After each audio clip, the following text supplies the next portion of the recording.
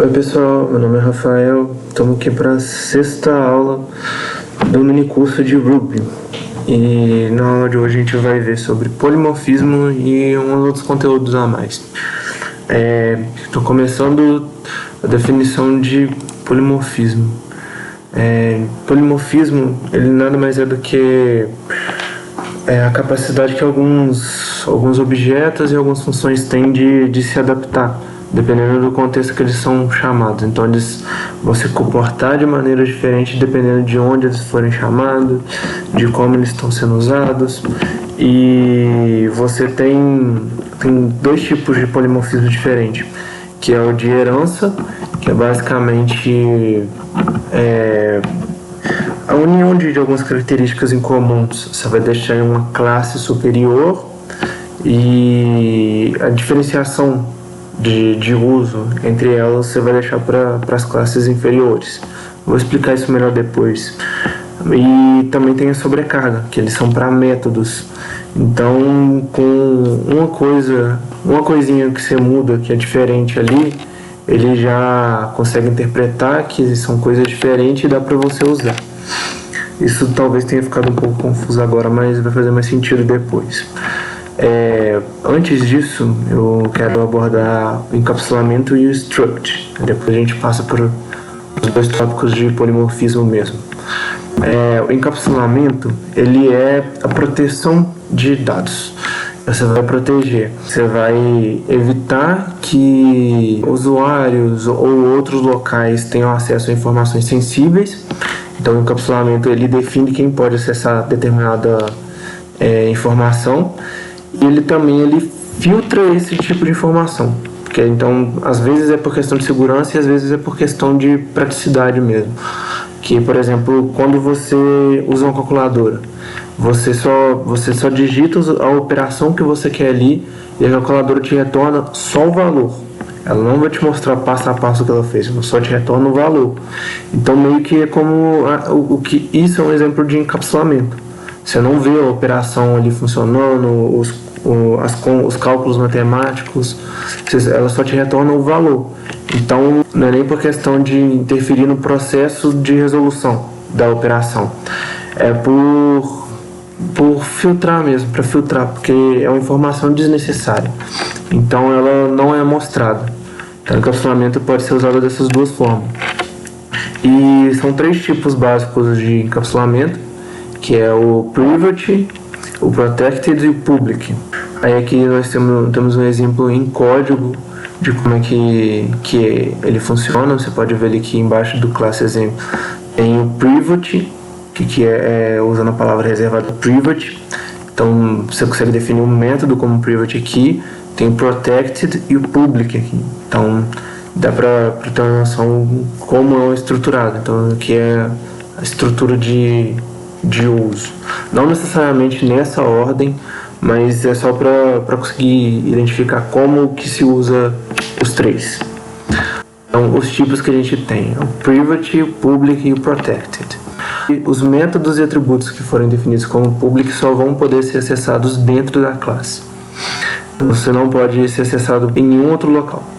Só dentro da classe você pode chamar ela livremente. O public, ele pode ser acessado em qualquer local. Então, se você invocou a classe ali e você quer invocar um método public, você pode invocar ele diretamente. E um atributo também, que é definido como public, você pode invocar diretamente. E o protected, ele está muito relacionado à questão de herança. Então, depois que explicar a herança, talvez ele faça um pouco mais de sentido, porque agora eu vou ter que falar meio por alto, que o protected, ele pode ser usado pela classe dele, pela classe que ele foi definido, e pelas classes que forem herdeiras dessa classe. Então, qualquer classe que herdar essa classe pode usar os métodos e atributos que são definidos como protected. Isso vai fazer sentido daqui a pouco. Qualquer coisa, depois volta o vídeo e escuta essa parte de novo que vai fazer mais sentido. Encapsulamento de atributos e métodos. Se você não definir, se você deixar sem usar a palavra reservada, Para atributos, por padrão, eles vão ser declarados como private. Então, se você não definir ele vai ser, por padrão, definido como private. E métodos, se você não definir, eles vão ser E métodos, se você não definir eles vão ser, por padrão, definidos como public. É isso. A visibilidade dos atributos ela é definida pelos métodos que chamam ela. Então, por mais que tenha definido um atributo como private, se você não tomar cuidado em como você usa ele dentro de classes public, você pode acabar deixando ela vulnerável a alteração, uma alteração indesejada. Então, por mais que você tenha um encapsulamento ali do atributo puro, você tem que tomar muito cuidado em como é que os métodos que você vai chamar esse atributo estão definidos, para não acabar acontecendo um vazamento ou um mau uso do encapsulamento. Além disso, as palavras reservadas, que é Private, Protected e Public, só podem ser chamadas uma vez. Então, como é que vai funcionar? Eu vou colocar a vez para aqui, ó. Então, como é que funciona? Ali você está vendo classe animal, Private. Então, tudo que tiver embaixo da palavra reservada é definido daquele tipo. Então, por exemplo, define reino, ele é Private. Aí tem embaixo dele ele tem protected.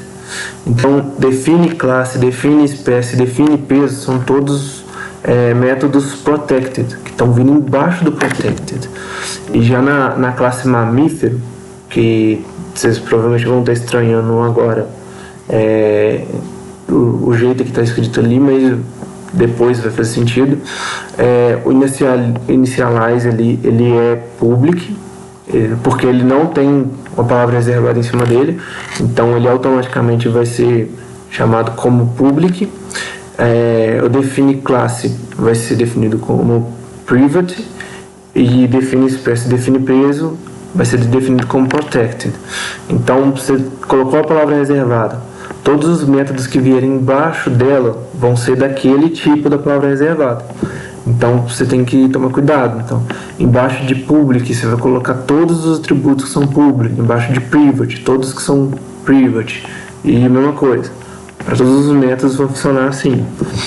E voltando agora, para explicar aqui o private. Então, como eu havia dito, o private, as informações dele são acessadas diretamente dentro da classe.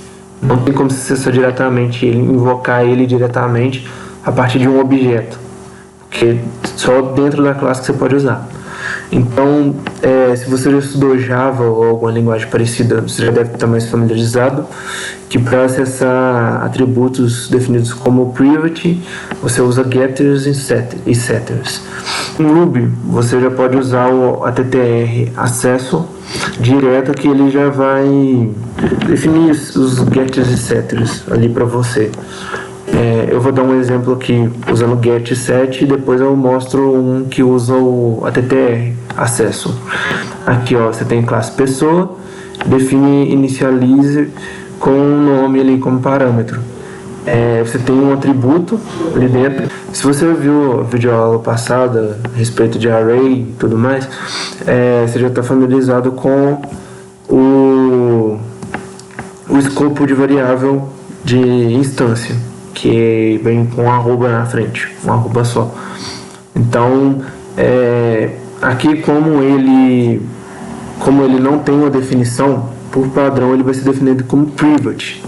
Esse arroba nome, ele já vai ser definido como private. Para você poder acessar ele, manipular ele sozinho depois, você tem que criar métodos get set que são definidos como public.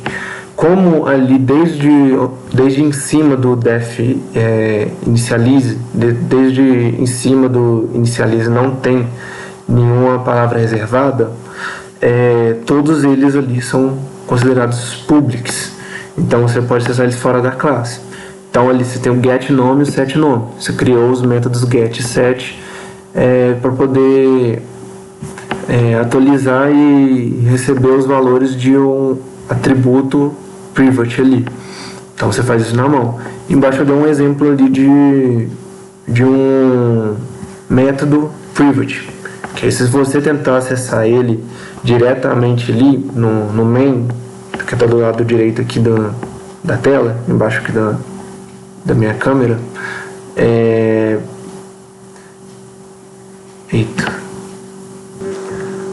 eu arredei a câmera aqui para conseguir ficar mais fácil de visualizar ali o lado direito. Ali na classe main, quando você for instancializar um objeto, que nem, por exemplo, você chamou a classe pessoa, definindo o nome ali que você passou para o initialize dele. Então você já definiu para o objeto pessoa ali. Quando você for chamar os métodos do objeto pessoa ali, você pode chamar o get e o set, porque eles são públicos. E se você tentasse colocar ali um pessoa.aniversário, ele ia dar erro, porque o aniversário foi definido como private. Então você não consegue acessar ele no main, ele fora da classe, por assim dizer. Então, continuando aqui,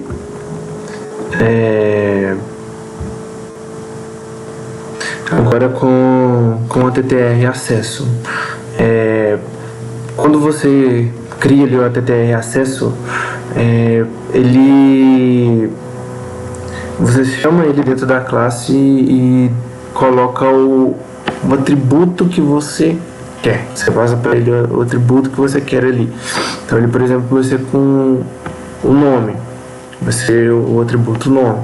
Então ele vai criar automaticamente os gets e os setters para ele. Quando você for chamar ele no main, que é a parte de baixo, é só você chamar pelo método nome. Então você chama o nome assim mais diretamente e ele já vai te dar o get e o set. Então ele já, dependendo da forma que você estruturar, ele já vai identificar como get ou set e vai executar isso automaticamente. Então eu recomendo tanto para o private quanto para o protected usar o ATTR acesso, porque ele é mais direto ao ponto. O protected aqui, ele, como eu tinha falado, ele pode ser acessado pela própria classe ou pelas classes que herdam dele, pelas classes que estão abaixo dele. E para você definir, você pode criar separadamente o ATTR Reader, que é equivalente ao GET, ou o ATTR Writer, que é equivalente ao SET, mas é melhor você já criar tudo junto, igual no Private, usando o ATTR Acesso, que é mais direto, mais fácil. Aí que tem um exemplo do Protected, que agora vai ficar meio difícil de explicar ele assim, porque ele envolve herança. Então eu vou explicar mesmo assim, depois vocês voltam, depois que eu explicar a herança, vocês voltam aqui e vejam essa parte de novo. Mas basicamente a classe animal aqui, ela tem um atributo private, que é o do define reino, e os outros atributos são protected, que são define classe, define espécie, define peso. E mamífero que está herdando de animal, se você for parar para pensar, vou explicar a herança de uma vez. Se for parar para pensar, um mamífero é um animal. Quando o Diego explicou na aula 4 sobre classes de objetos, ele provavelmente deu um exemplo de um animal como classe. Então, por exemplo, a classe animal, ela é um molde para as outras classes que estão abaixo dela. Então, você tem como usar classes abaixo. Aí, por exemplo, aí é mamífero. Mamífero é um tipo de animal. Então, as coisas que forem definidas na classe animal, você pode reaproveitar para a classe mamífero. Então, a parte de herança, ela é principalmente para reaproveitamento de código. Se tem dois objetos que eles são parecidos, você consegue usar a herança para não ter que ficar repetindo a mesma coisa toda hora. Então o mamífero tem algumas coisas em comum com o animal, que, por exemplo, não é o mesmo reino, mas não o mamífero, todos os mamíferos e as outras classes de animais pertencem ao mesmo reino, então não faz sentido eu definir reino diferente para quem é herdade animal, porque é o reino animal. Então, se é mamífero, artrópode ou anfíbio, todos eles pertencem ao reino animal. Então, por isso que ali na classe animal o definir reino está como private. Todos as classes que é herdade animal já vai estar dentro do reino animal. Então, por padrão, eles já vão estar ali junto, no mesmo reino, que é por isso que ele deixa como private. E todos os protected é que variam, os protected variam. Então, o mamífero é uma classe, mas tipo assim, biologicamente também é uma classe. Mamífero é uma classe, artrópode é uma classe, anfíbio é uma classe. Então, de classe para baixo vai mudar. Mamífero é uma classe, anfíbio é outro. Então, as espécies ali dentro também são totalmente diferentes. Então, as classes filhos têm uma classe pai em comum e eles podem puxar características em comum da classe pai. Para poder alterar, para poder reaproveitar. Esse é o sentido de herança. E aqui, ali na parte da classe mamífero, ele já vai inicializar ali,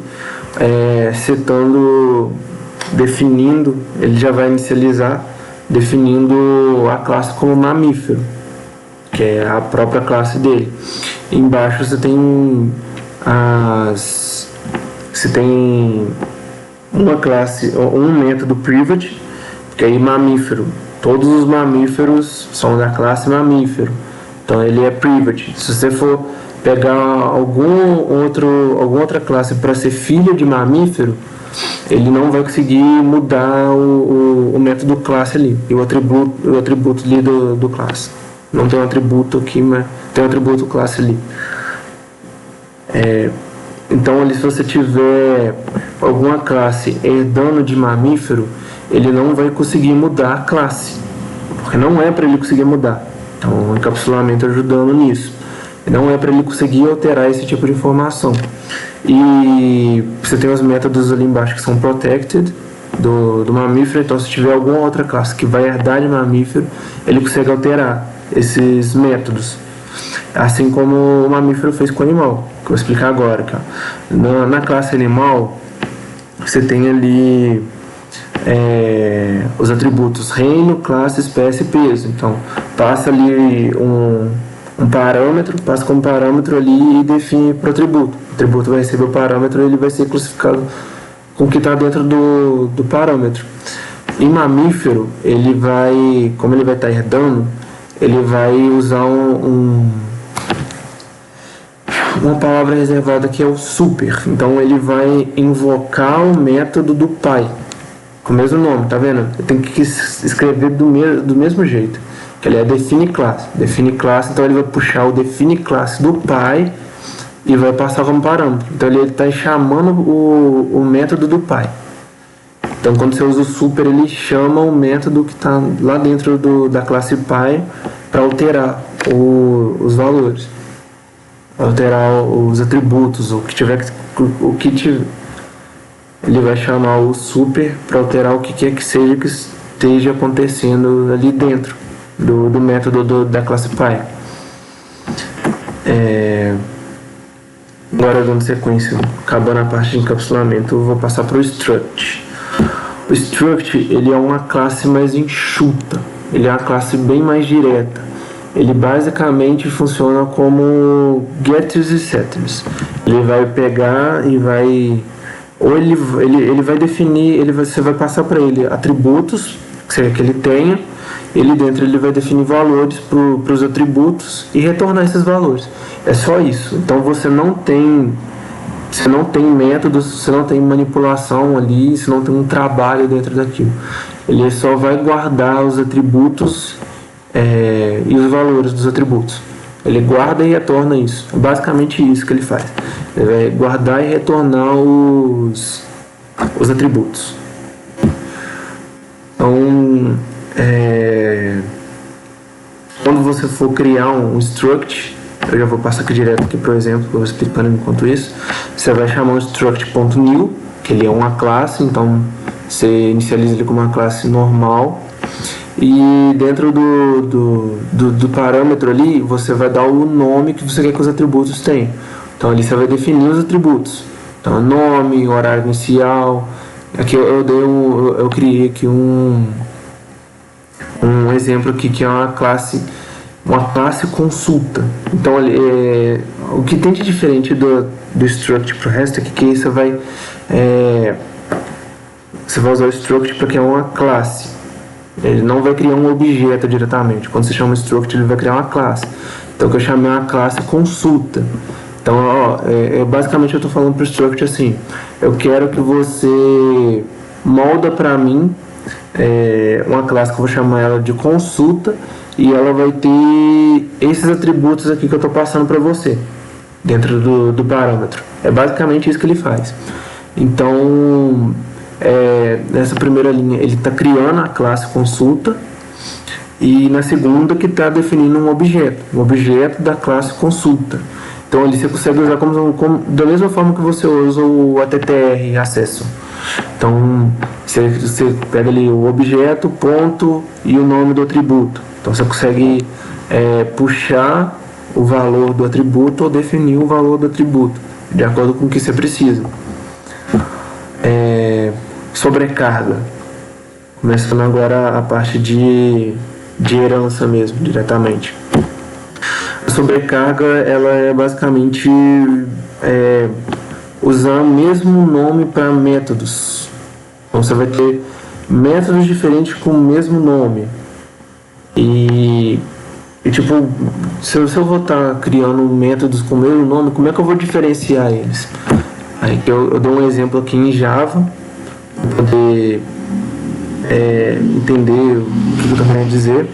E basicamente, se você for olhar do lado esquerdo aqui, todos os métodos têm o mesmo nome, que é int garrafa. Só que você tem diferença entre eles. Então você tem diferença de tipo de parâmetro, que um é int e o outro é double. Você tem diferença de retorno, que um ele é void e o outro tem um retorno double. Você tem diferença em quantidade de parâmetros. Então, se você tem essa diferenciação, algumas linguagens elas conseguem identificar qual método você está chamando. Então, elas veem todos esses métodos aqui e vai chamar o que encaixa com o que você está passando para ele. Aí, aqui do lado direito, tem a parte do main, e que é o que eu invoco os métodos que eu criei ali na classe ali, para encher a garrafa. Então, cada uma dessas chamadas vai invocar um atributo desses aqui diferente. E o quinto método ali, eu estava até esquecendo de falar. O quinto método ali, ele vai dar erro. Na hora que você estiver programando lá, a IDE vai mostrar erro no quinto parâmetro, no sexto, na verdade, coloquei errado aqui. No sexto parâmetro aqui ele vai definir como falso, porque o que está mudando é só o nome que você pôs no atributo, no que está sendo passado como parâmetro, mas eles são iguais. Então você tem dentro do primeiro você está passando int litros, e no último ali você está passando int milímetros. Então vai dar erro, porque ele não vai diferenciar o nome do parâmetro que você está passando. Ele vai diferenciar só os tipos que tem ali. Se algum dia vocês derem um erro para vocês relacionado a métodos, tentou usar sobrecarga e deu erro, em linguagens que aceitam sobrecarga, que nem Java, provavelmente foi por causa disso, porque você só deve ter mudado o nome do parâmetro ali, mas eles são do mesmo tipo. Então ela não vai conseguir reconhecer a diferença entre um e outro. Passando aqui, Ruby. Ruby aceita sobrecarga? Não. Ruby não aceita sobrecarga, e se você tentar usar sobrecarga na prática, o que vai acontecer é que ele vai ignorar qualquer método que tenha o mesmo nome, ele vai puxar sempre o último. Então ele, por exemplo, que eu dei o exemplo aqui de que está invocando os métodos ali. No primeiro caso vai dar certo, porque você passou os parâmetros direitinho, você tem 2 parâmetros, e no segundo ele vai dar erro. Ele não vai reconhecer o primeiro método que você criou. Ele só reconhece o último. Então ele vai dar erro e vai acusar que está faltando um argumento. Então o Ruby não aceita sobrecarga.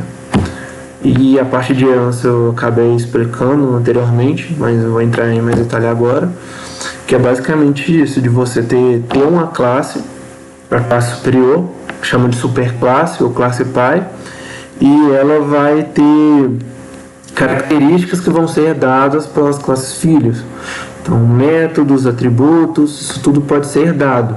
Herança é ótimo para reutilização de código, para você não precisar ficar perdendo tempo escrevendo a mesma coisa para várias classes diferentes. Ele é bom para você conseguir se aproximar da realidade.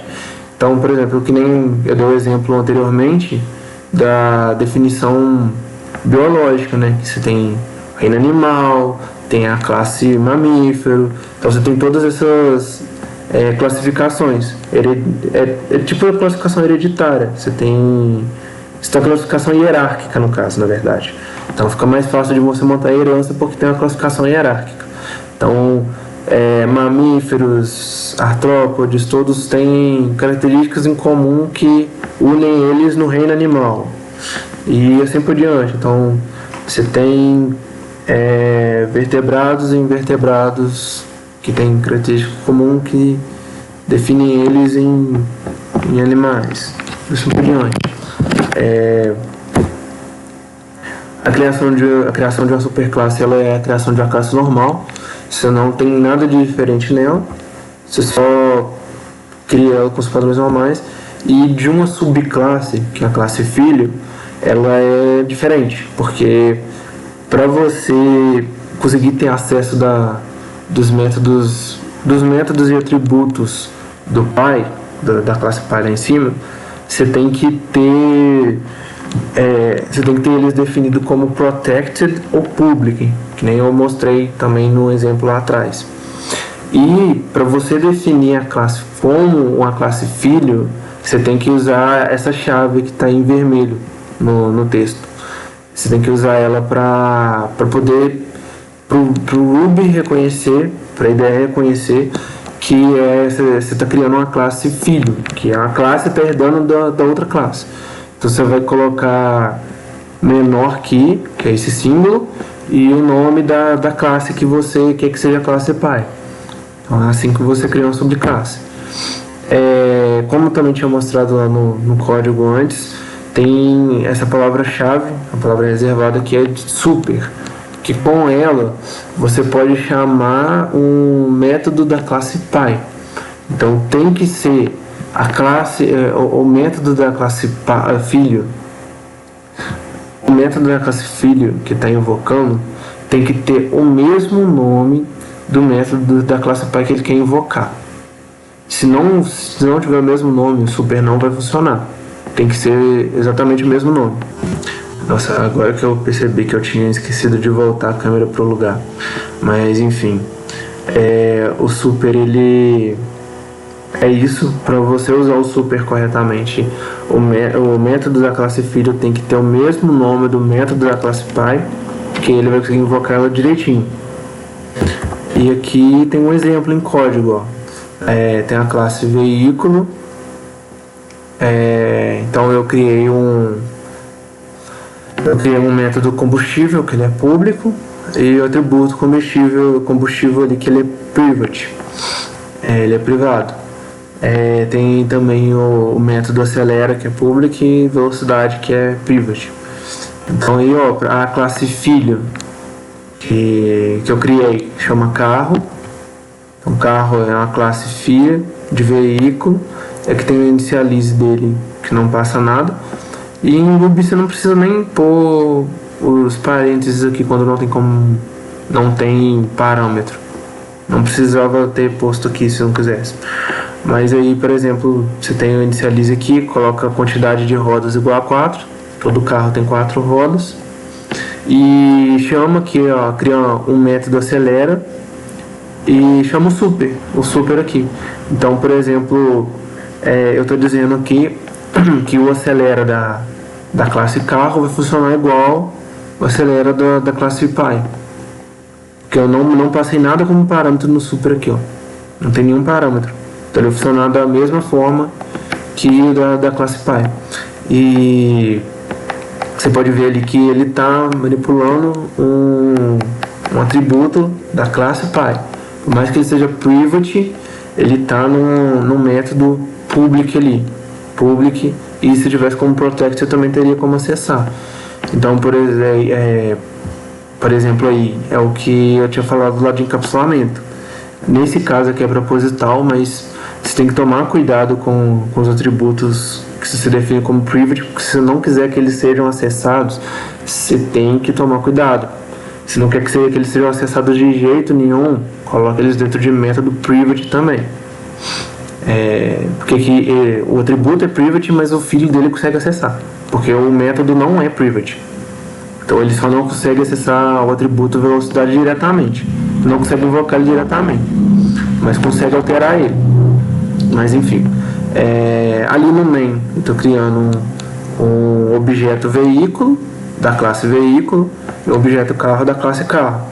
Aí aqui é só um exemplo mesmo prático, colocando alguns valores aí, ó. Chamando os métodos de cada um e passando valor. Passando aqui agora, a lição de casa. Eu deixei aqui alguns exercícios no final da aula aqui para poder praticar a matéria. Então tem um de cada um. A parte de sobrecarga não tem como, porque em Ruby não funciona. Então, se eu fosse pedir um exercício disso, seria alguma coisa bem direta, mostrar que não tem sobrecarga em Ruby. Então, achei melhor pôr um exercício de cada um, tirando sobrecarga, e um geral, que está disponível na página do curso lá de Ruby. Aí ele vai mexer com todos esses 3 tipos aqui, de encapsulamento, herança e struct. Então acessem lá a página também, treinem com os exercícios para poder tirar as dificuldades e tudo mais, e bons estudos.